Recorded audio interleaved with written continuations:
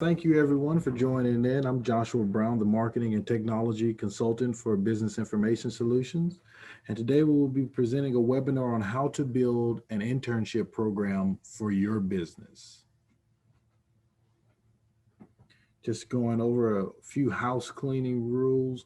Um, we will be sending a recording of this webinar out to all of you who are attending this today. And we will also ask that you input your questions into the chat and we will answer your questions. We will address all of them at the end. We will address some questions as we go along via message.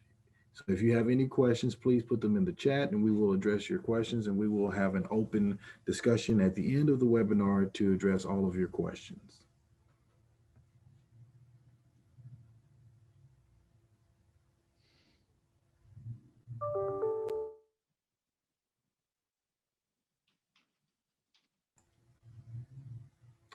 So we'll go ahead and start here with our webinar on how to build an internship program for your business.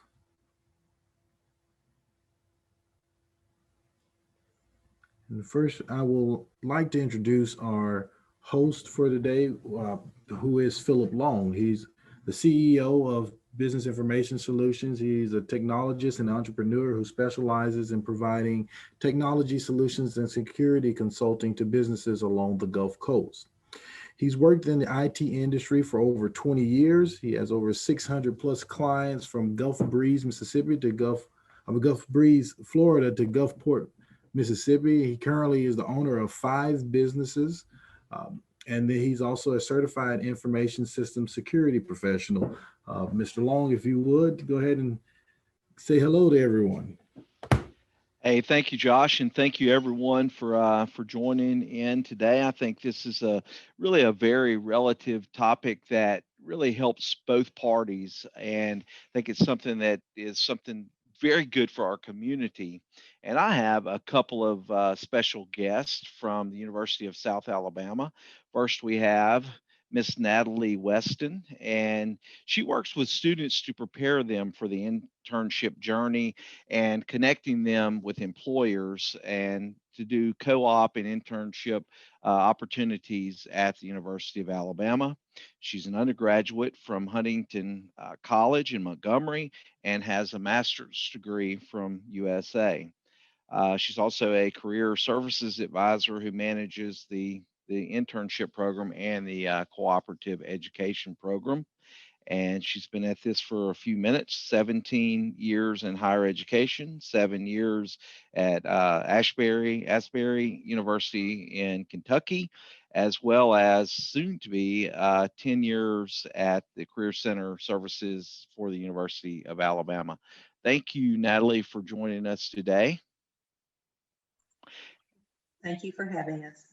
Great. And I also want to introduce Mr. RORY Biko. He is in, I think, her, and we'll get to this a little bit later, but his and NATALIE's roles cross paths, but he is really networking to help someone else's dream come true is kind of his motto.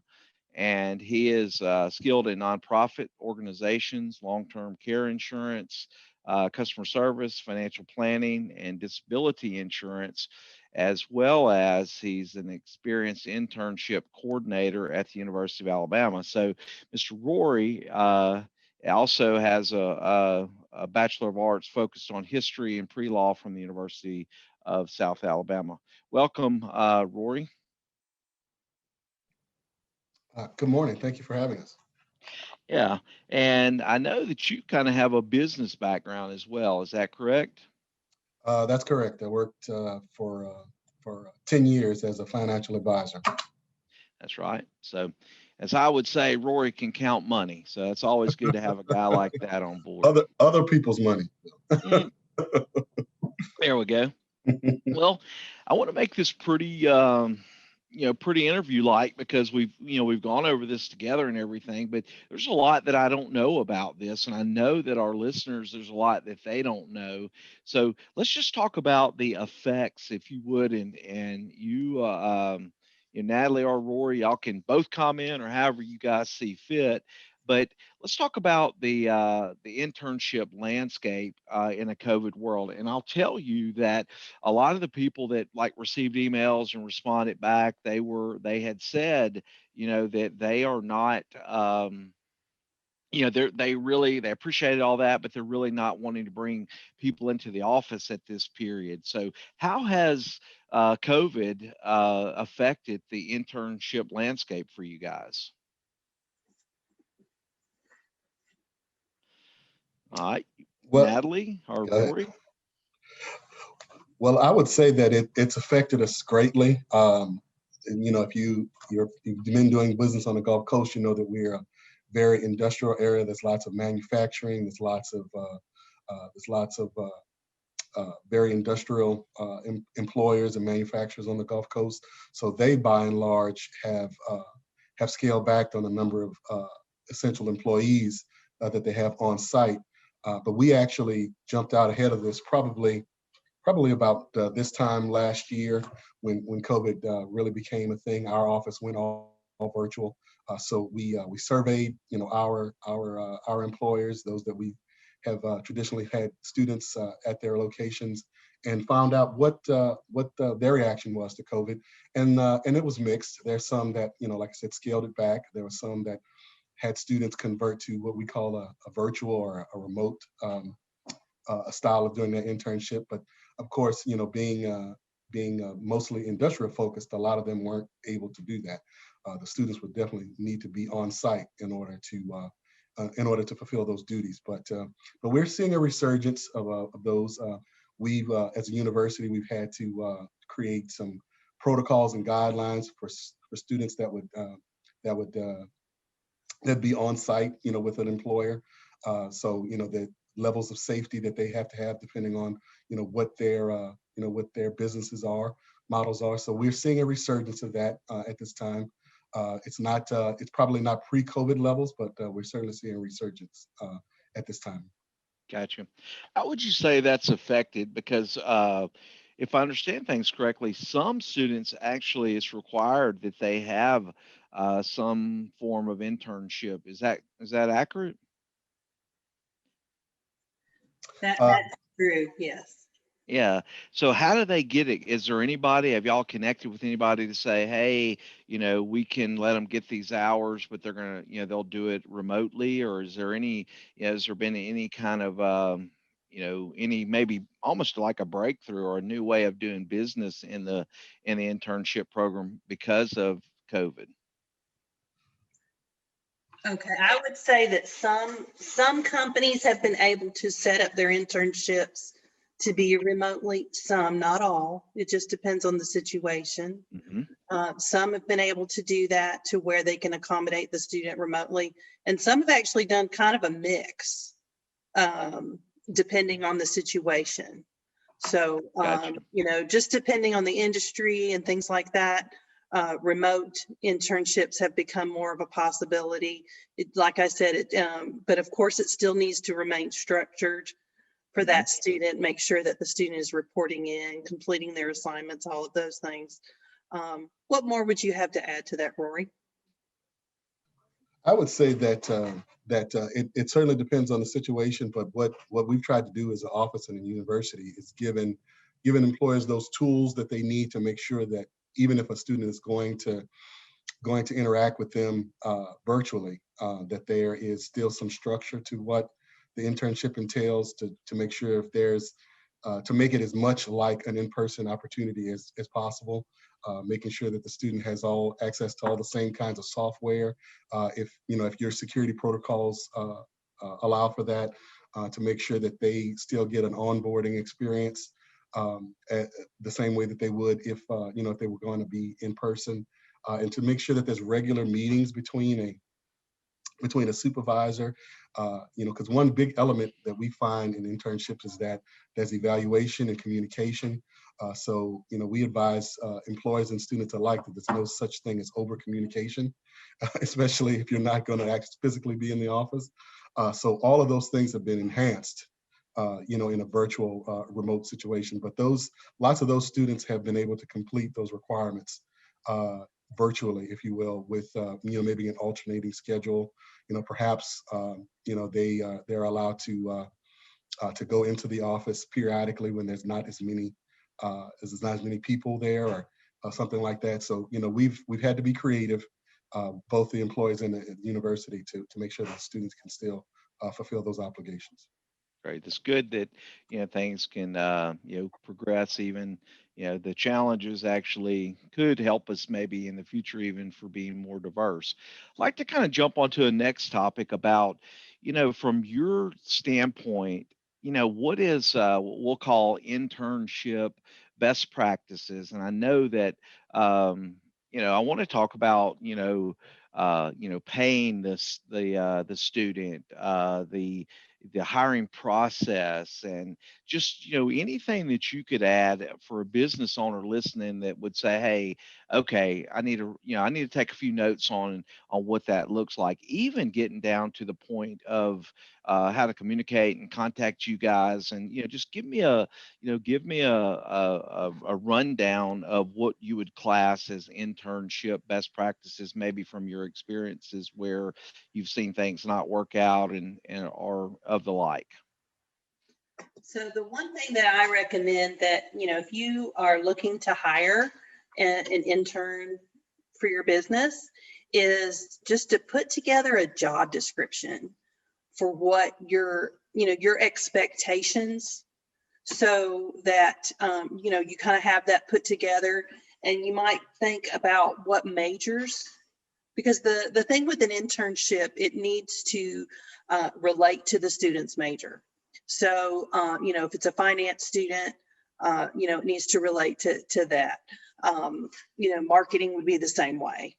Engineering would be the same way. So you need to put together a well done job description that gives a full explanation of what's expected of the student, so that they understand. And that's one of the biggest things that we would recommend.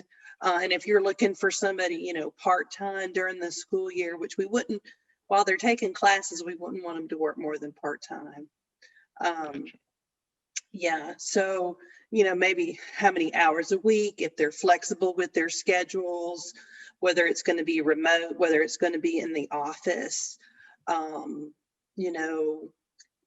whatever, explain in the job description, what they're expecting. I think that's very important. And then two, another thing is that we're on the semester system at University of South Alabama. Mm-hmm. And so typically students are going to be wanting to start that internship about the same time that the semester starts. So if it's, for fall, that would be late August. If it's for spring, that would be mid-January. If it's for summer, that would be in May. Gotcha. Okay. So it needs to fall with those semesters.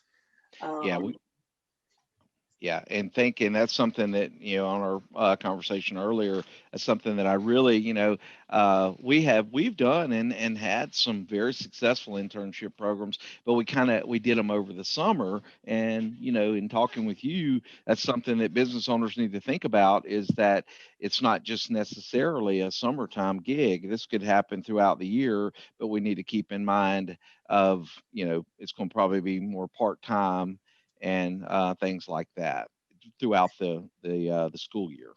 Right. And yeah, like I said, you wouldn't want them to work more than part-time during the school year. But yeah, full-time opportunities in the summer, we encourage students to go out and do internships in the summer, so that, many would be able to do full-time in the summer. But some students do take classes, so that, it might have to be part-time, but yes. So clearly explain what you're expecting from the student. And what else did you ask? Your question was long, so I can't remember. Well, I have a couple other things, Okay. Just that we'll go in individually. But so first thing, I'll kind of recap what you said, of course, is you want a good job description, and, really what is expected, setting the expectation. And how much of a part do you guys play into, Natalie and Rory, in like maybe dialing in the student? Is this just go into a a system? I know you have a website for this stuff, or do you, I guess you form relationships with people and you say, hey, you look over a job description or something that someone's looking for, and then of course you may could you probably have people that that may fit that or that may need um, that particular area there. And or I guess maybe you could even explain where the difference between an internship and a co-op and how that looks.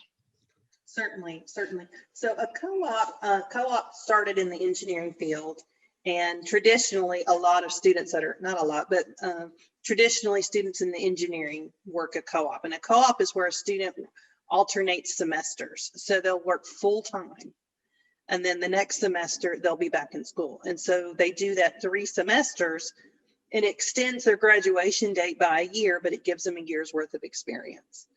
And Gotcha. many of the companies that do that, that's their way of funneling in long-term employees. Mhm.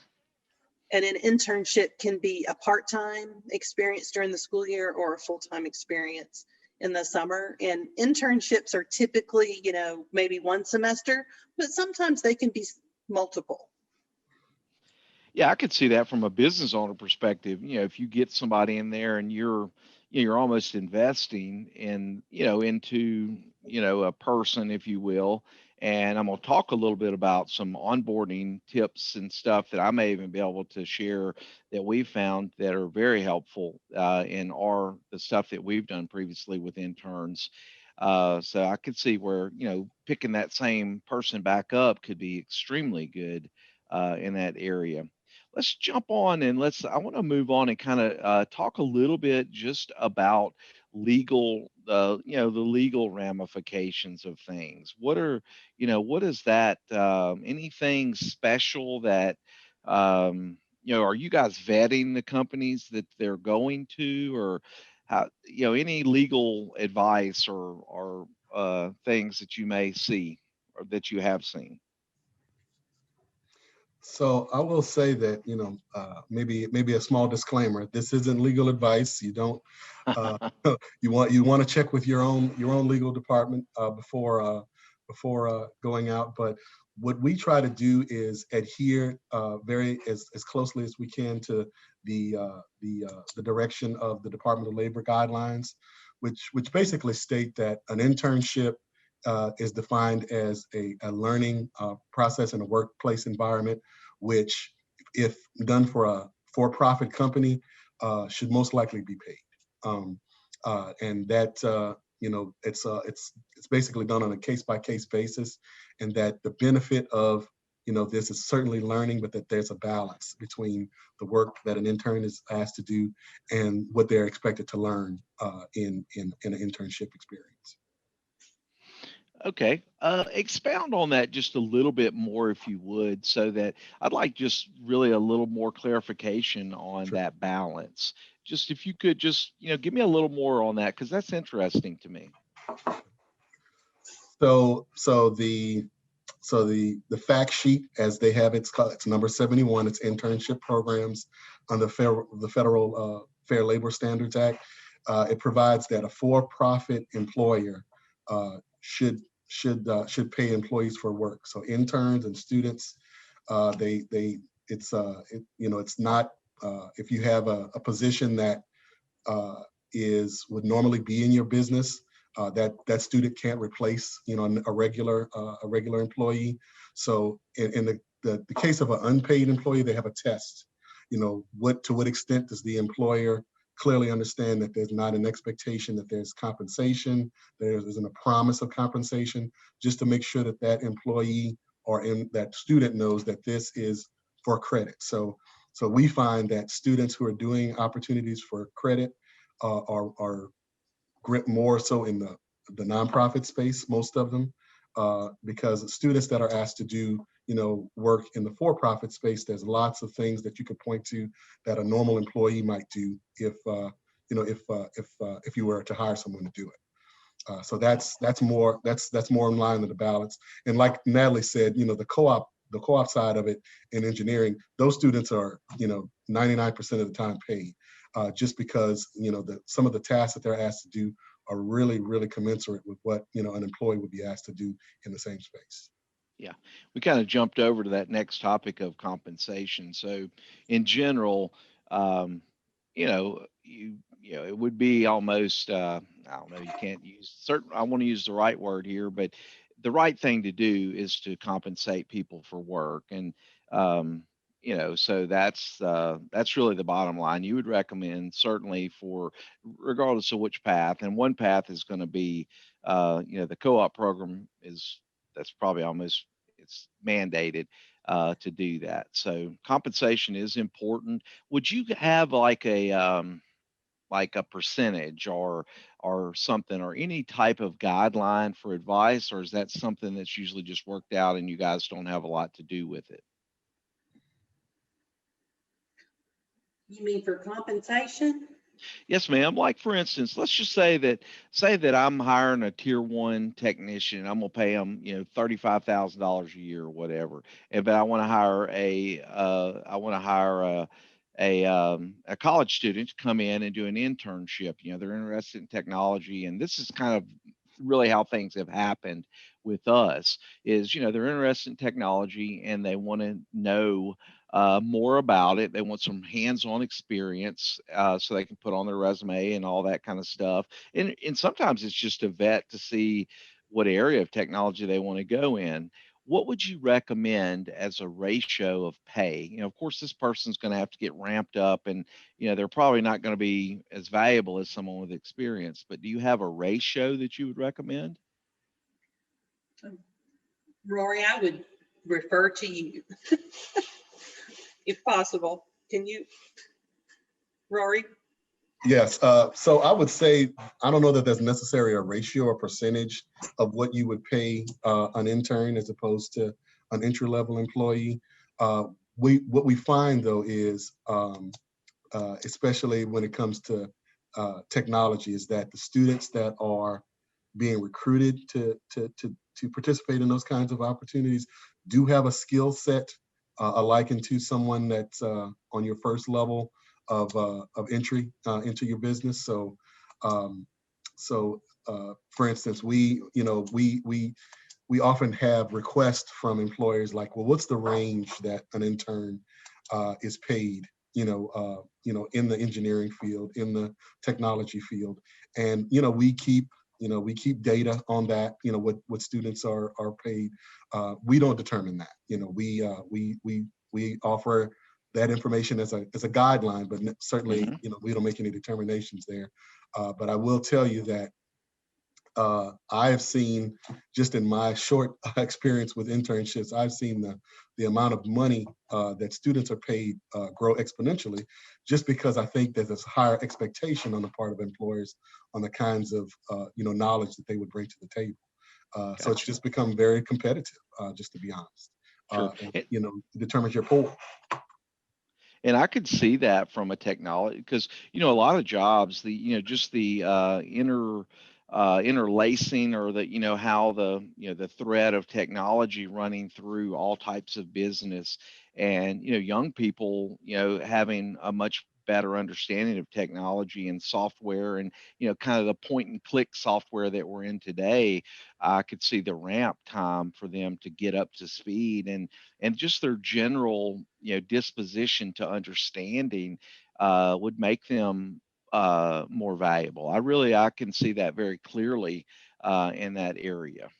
So thank you for that. What about talking about where do we find them? And we're going to send an email out with some of this information, because I know y'all have websites and I don't want to have to go through all that during the presentation. We'll send that out later. But selection from a business owner's perspective, where can I find interns, and how do I know who is going to be the best one or the best suited for the position that I have, et cetera, et cetera? Well, what we would recommend is you can create a profile in Handshake. Handshake is the platform that we use at University of South Alabama, and a lot of universities use this platform. So some of the employers may be familiar with it, but in Handshake, they can set up a profile, and there's no charge for that. That's a free service. And you can actually post your position in Handshake, like I was talking about the job description. And that includes not just for internships, not just for co-ops, but for full-time positions as well. And you can post that in Handshake. And we also offer to employers, if you would like it, we offer, we call it on-campus interviewing, but now since COVID, we do virtual interviews. So you can review, students can upload their resume. You can review the candidates. You can choose which ones you would like to interview, and we can actually assist you in setting up a virtual interviews as well. Got you. So that is, so you guys will walk us along the way. And again, we're going to send out the link to that. And it's interesting. I didn't even think about from a standpoint of, hiring, like a student that's coming out and that's going to graduate or whatever. This will be a great opportunity to try to recruit some of that, a senior, somebody who's going to be coming out of the of education. This would be a great place to put it for even a permanent hire. Right. Right. And Handshake is a full service. We do offer that for employers as well. And that's at no charge, right? Correct. Yeah. Correct. I mean, I go and see business owners all the time, and I tell you, one of the biggest challenges that they have is finding good people. And from a business owner's perspective, a lot of times having someone that is talented and disciplined and all the things that a college student should come out with, and then being able to train them and teach them could be a real asset. And recruiting is very expensive. I used a headhunter twice last year, and it's 25% of their annual salary. So you can spend a lot of money in hiring. And even if you run Indeed, you're going to spend $500-600 a month for an ad to run. So that's really interesting to know for folks. Yeah, and especially if they're posting, positions that, for college students right out of school, entry level, those are really good to post in Handshake as well. So.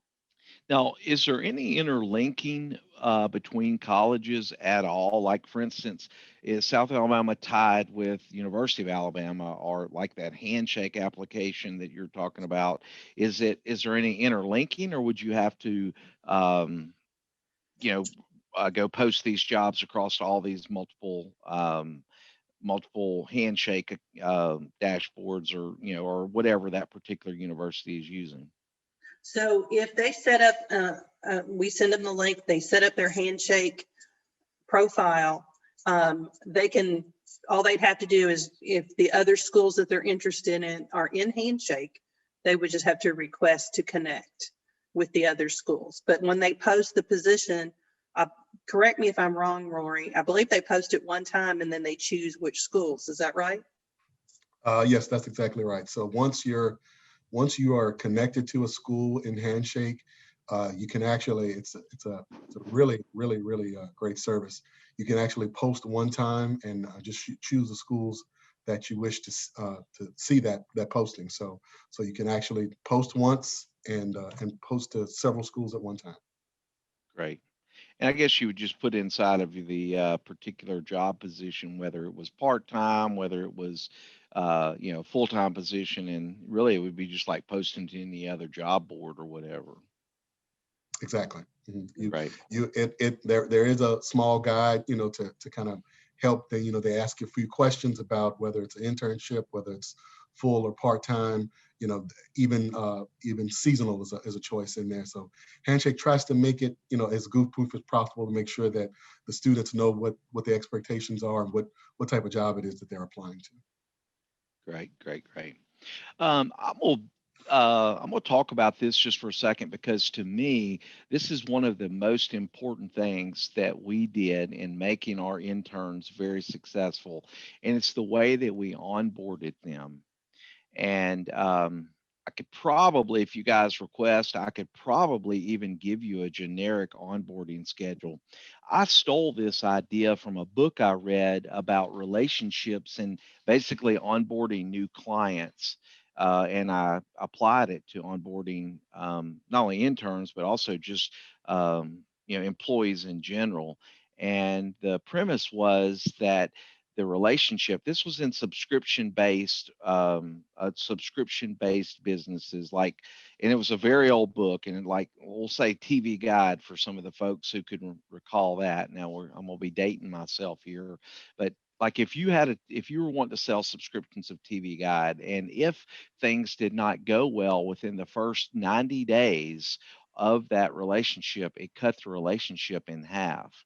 So I think it's very important, not only for just interns, but also employees in general, that we have an onboarding schedule where they're introduced, they're assigned basically a mentor, if you will, someone who they can fall back on. They go through a kind of an onboarding. I meet with every employee that we have, and I take them through our core values and our core values and our code of conduct, and just some very generic things so that they kind of get a feel for the culture. And I just can't say enough about how that builds relationships, and it actually ramps up the confidence between the team and that person, and even they go to work faster because they're not like afraid or whatever. If they kind of get shuffled in and they get stuck inside of a cubicle or something and they don't have anything to do. Anything you guys have seen where you guys work with some very large companies, I'm sure. Anything that you'd want to add to that you've seen that, and hey, don't forget you really want to do this or that? Well, I would certainly agree with that. Onboarding is important, and it does help connect that student, not only to, who they're going to be reporting to, but a mentor. But it kind of connects them to the culture of the company, which is important to find out, if they're a fit for that. So it makes them feel at home. Like you said, it puts them at ease. And the most successful, and Rory, I'm sure you can chime in as well, and the more successful internships and co-op opportunities that we see have these in place, have the onboarding and have the mentor, aspects to it, and bring that together for the student. So yeah, that's exactly right. I said the more robust programs, like you mentioned, some of the larger companies that have very established internship programs, they have a not just an onboarding, but an ongoing meeting schedule with the student to make sure that they're getting opportunities to observe, they're getting opportunities to reflect, on the company culture, the mission of the company. What is that working environment like, and that that endears the student to the company and vice versa. So right. that, and we see that on a large scale, especially on those opportunities we see that have long standing, more robust programs. Gotcha. And especially when they offer them networking opportunities to network, opportunities for professional development for that student, any kind of training that the student can take and add to their resume. So all of those things, just like you would a regular employee. So, Sure. Enrich their internship. Yeah, I can see, especially, just the overall things of, like, the people, especially good people. I'm actually in the process of hiring, or I'm in talks with hiring a student, and it's really awesome in a way that the way that things have worked out. And I meet with her tomorrow, it's Friday, and she has an opportunity. She has additional opportunities. And I responded back to her, that's awesome. And so even for a brand new student, that she is coming out of college with multiple opportunities. I think that's really great in the scheme of you know, for her and really for our world. And I think if we can help these students get to where they have some skill sets and they can thrive and all that, and you know, I think as a business owner speaking to other business owners, if we think about it for what we're wanting to develop in a workforce, you know, getting somebody in and basically taking them in and taking a special interest in them and showing them what this industry may or may not look like, and whether it's even a fit for them, is so great in, you know, helping the workforce. So, you know, that's why I wanted to do this webinar. We call it like our business building webinars, because this is a way that as business owners we can really give back to, you know, it can help us, it can help the school, it can help the student, and it also helps the workforce. And you know, that's an important thing, because as any business owner is going to tell you, you know, their staffing is very difficult, and I think more so today. And with when you add in COVID, gosh, we have a lot of challenges that are there for us. I tell you what, let me pop up, and before we jump into this topic, I've got a poll question. I'm just curious of the folks that are on the call, and you know, is the you know, basically I'm gonna launch this now, and the question is you know, I guess really, are you looking to hire interns? And if you were, how many would you hire? I'm curious to know from a business owner's perspective if, you know, really, if people are like, wow, I never even thought of that, or, you know, yeah, I would hire 2 or 3 right now if I could get them. We'll let it go for just a few more seconds. The results are coming in. And so you got a few more people left to vote. We're 75%. All right, I'm gonna go ahead and close it out here. But what we're seeing here is, you know, ultimately, one couple would do 2, and a couple are not. You know, they're still trying to build some form of a program.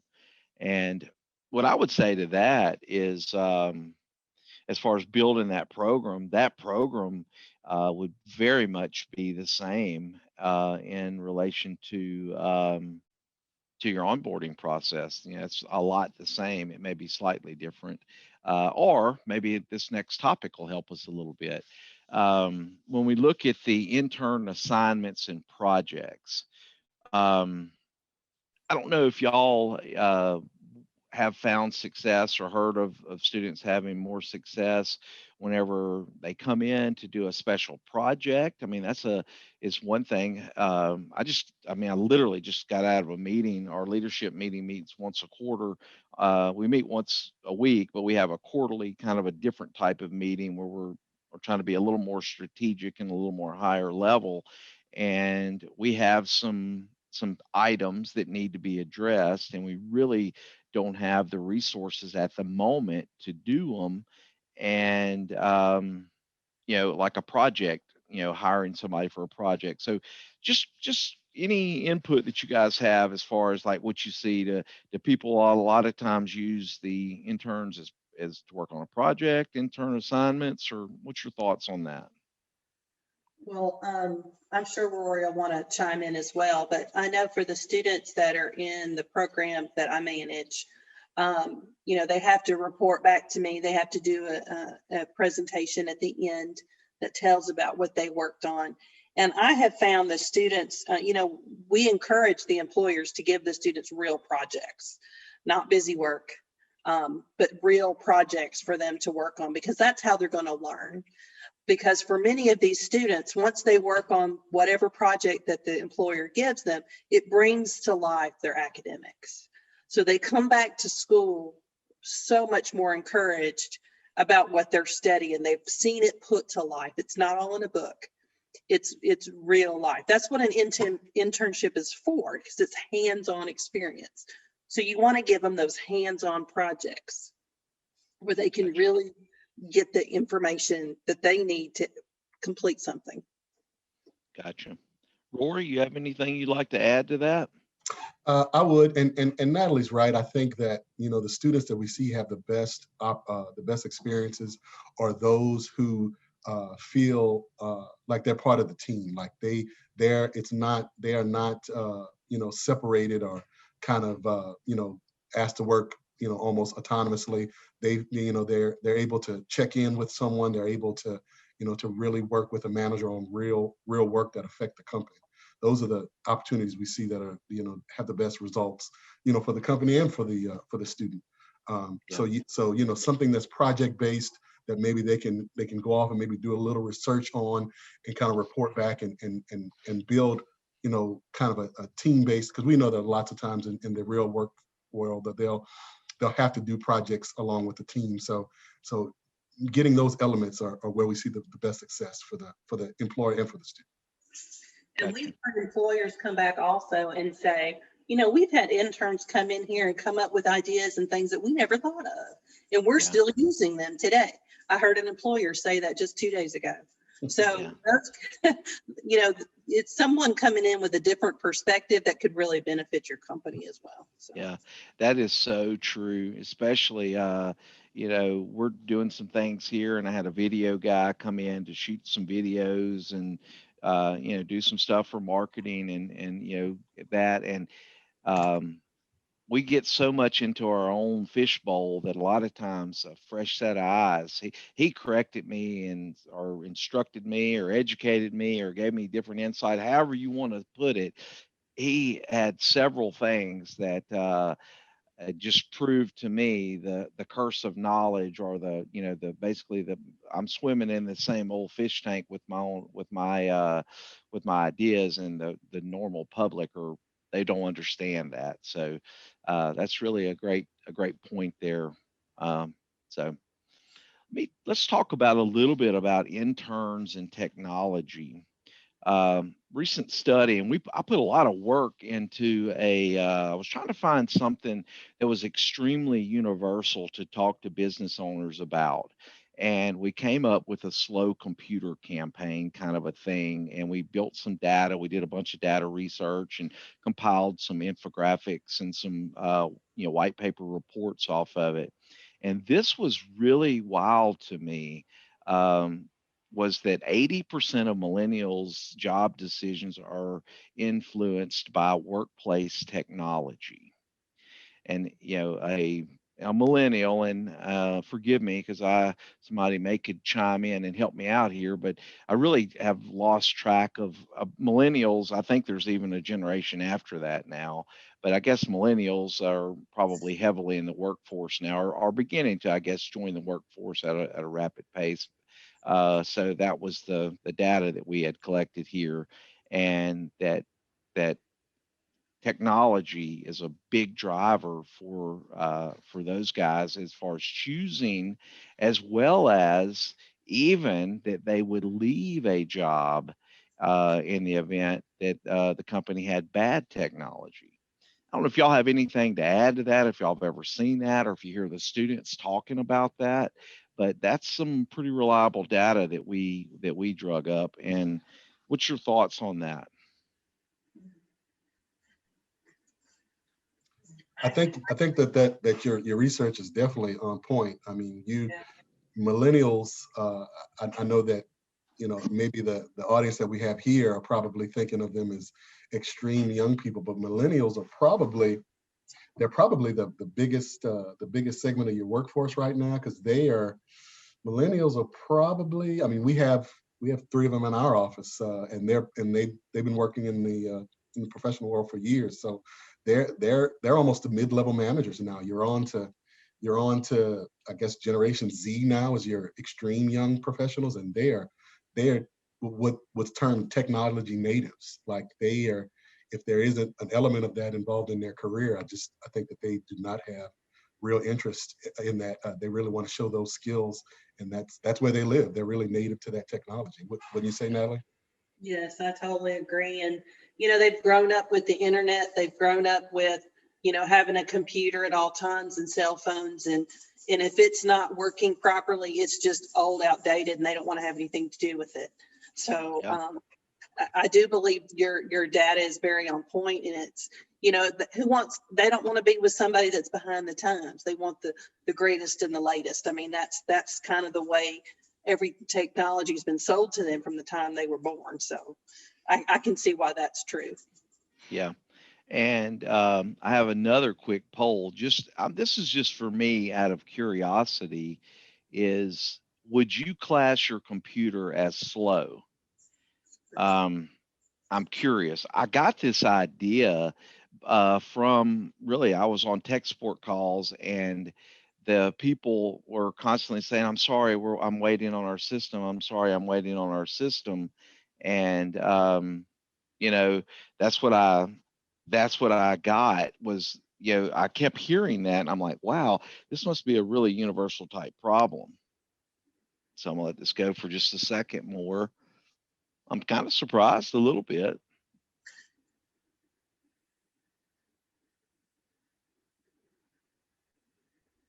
So you guys work for some good companies here of the ones that voted here. No, only one was saying that their computer was slow. Now there's another factor that weighs into that because depending upon, I'll kind of tell the story of where, I think did I share results? There, I am sharing results now. Where like the owner a lot of times has a misguided perception of the technology because of, you know, if you know something happens to your system, you call the person and they give you 4 options on what you get, and then one of the worker bees calls in with a problem with technology and they say, "Did you put in a work order?" So some of that sometimes can be a little skewed based on what, you know, whether it's, you know, management, C-level suite, or the average worker. But that's pretty interesting, at least on this call, small sampling.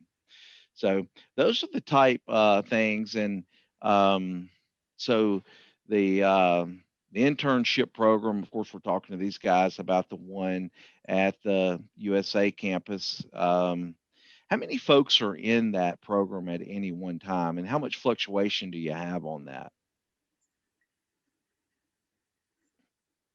All right. Well, so I would say it varies for the program I'm in, the one I'm taking care of, the cooperative education internship program.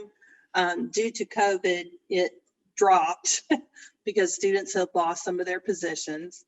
But it can vary because I also have nursing students in there. So Mhm. it varies between anywhere from 50 to 100. I've had it's over 100. But I know with what RORY works with, that's very different. Because academic internships, that would be all the different academic departments. So I don't know that we have a number. Do we really? I don't think so. No, I wouldn't say that we do. It, you know, like you said, it has varied a lot, especially because of COVID. You know, but any one department at our in our internship program, it had as many as 30 or 40, you know, students in a semester do an internship. But you know, that number has gone as low as 10. I think it just depends on what market they're in. Because when you talk about the academic internships, which is what I have responsibility for, you're talking about students from a varied amount of programs. You can communication, business. You know, those we have an archaeology program here, so you know we have students that are, you know, working with forensics with the forensics team at the police department. So it just really depends. But COVID has really hurt it. But the numbers that NATALIE gave are very commensurate to what we've seen in the past. Gotcha. Okay, we'll kind of take it over to questions now, and you know, I have one here.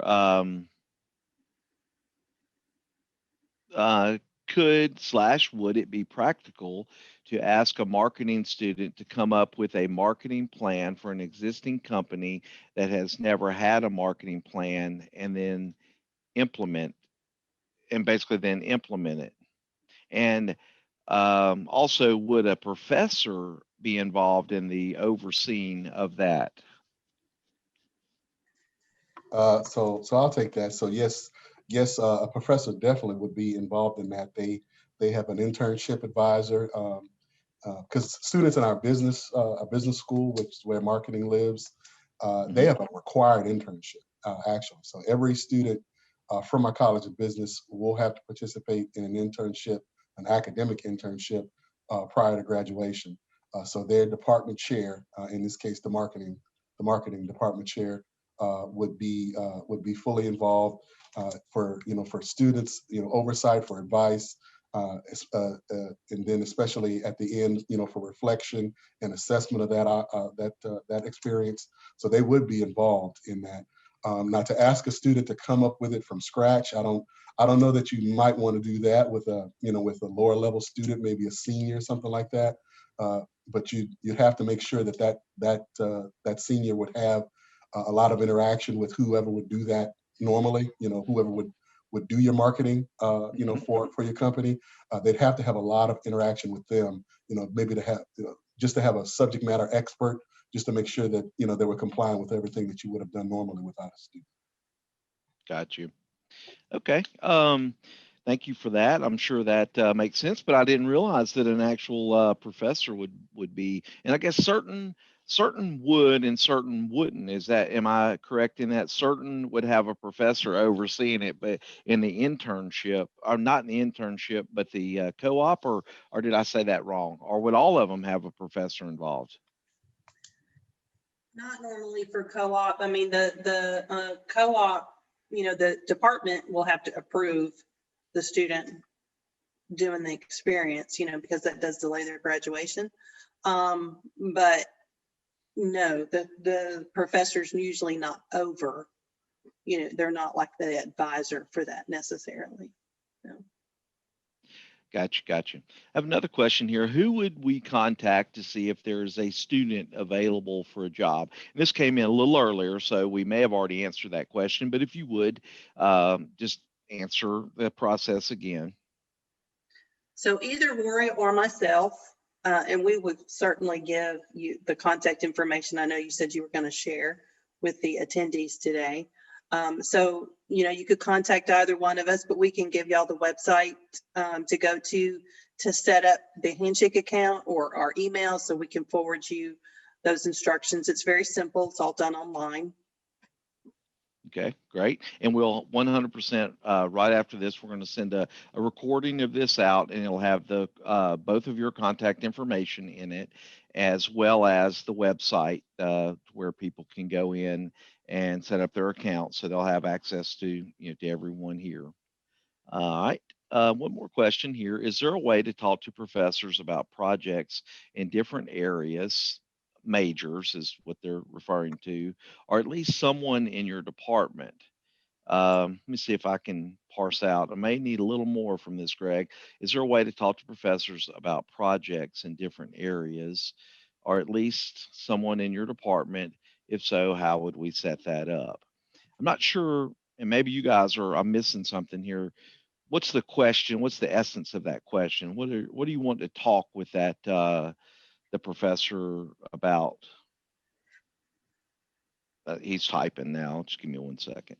Okay. To see if they would recommend a specific student. Okay, I got it. So he's trying to find like a little inside track information on who would be the best for a particular project. So as career services professionals, we're not allowed to call what's called cherry picking, basically, like designating students for that. But we could facilitate a connection to a particular professor in a department, maybe to develop a project to see what skills and what knowledge they would need a student to have. And then once we had that, I think maybe posting it so those students could apply to it would be the best way to make those connections. Gotcha. Okay. All right. We don't have any more questions currently. Is there anything that you guys would like to add that we haven't covered? Any closing comments or anything that we may have missed, or something that you just want to add? Well, we certainly appreciate this opportunity to share a little bit about internships, about hiring students from the University of South Alabama. We certainly want y'all to know that, you know, we want to partner with any and all of you. And we're just excited to highlight our internship and co-op program to you today. Anything you want to add, Rory? Just that, yeah, we certainly want to thank you for this opportunity. The university restructured its strategic plan about the time that my position was created. So the emphasis on internships is bigger now than it's ever been in the university's history. I can speak as an alum of here. The full weight and resources of the university are now behind the program. So you're certainly going to get all the resources that we have available if you choose to work with us and bring a student intern on. Gotcha. That's great. It's great information. We have a special offer that we would, you know, kind of in the vein of what I talked about earlier. One of the things that I see that is holding a lot of businesses back, not only from hiring, and you know, kind of pointed that out earlier, was that their network, their computers, their assets are not being managed. Is really the number one reason from all that research is that nobody's looking at it. And we would offer a free thing for the guys on the call to kind of help their business. And when I say free, no obligation, I mean free, no obligation.